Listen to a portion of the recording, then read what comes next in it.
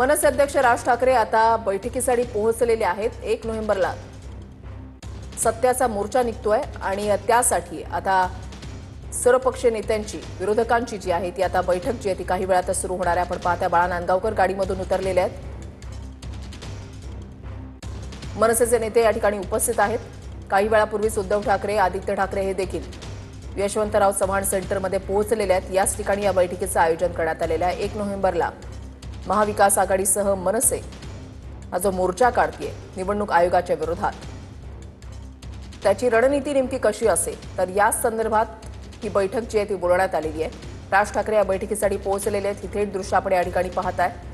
शरद पवार देखील काही वेळातच या ठिकाणी पोहोचतील।